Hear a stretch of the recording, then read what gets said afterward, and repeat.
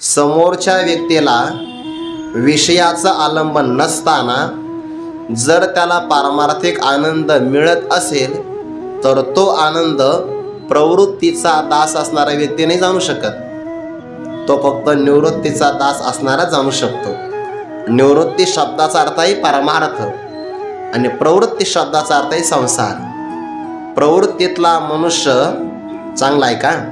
प्रवृत्तीतला म्हणजे प्रपंचातला मनुष्य आध्यात्मिक व्यक्तीचा आनंद जाणू शकत नाही. आध्यात्मिक व्यक्तीचा आनंद फक्त आध्यात्मिक व्यक्ती जाणू शकतो. म्हणून जर आपण आध्यात्मिक साधक असाल तर लोकांनी मला ओळखलं पाहिजे अशी अपेक्षाच करू नका. कारण ते प्रवृत्तीचे दास आहे आणि आपण निवृत्ती मार्गात आहे. त्यांचं क्षेत्र आणि आपलं क्षेत्रच वेगळं आहे. पण आपल्याला असं वाटतं नाही लोकांनी माझ्या साधनेची दखल घेतली पाहिजे, ओळखलं पाहिजे मी कोण आहे. आणि मग त्यांना दाखविण्यासाठी सगळे प्रयत्न केले जातात. हल्लीच्या काळात जे बरेच आता ते म्हणू नये आपण म्हणजे समाज माध्यम जे वापरले जातात ते कशासाठी?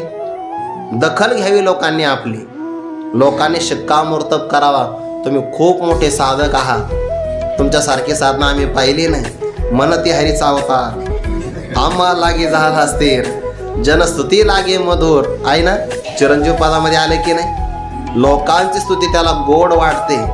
लोक म्हणतात खरं सांगू का, तुमच्याकडं पाहिलं आम्हाला असं वाटतं बाप रे बाप साक्षात देवाचं तुम्ही अवतार आहात. आणि जसं तुकोबार अवतार तुम्हा धरा या कारण, तसं बहुतेक आमचा उद्धार करण्यासाठी तुम्ही आमच्या गावात आले. त्या सारा तो उद्धार बाजूला लोक म्हणतात की नाही असं.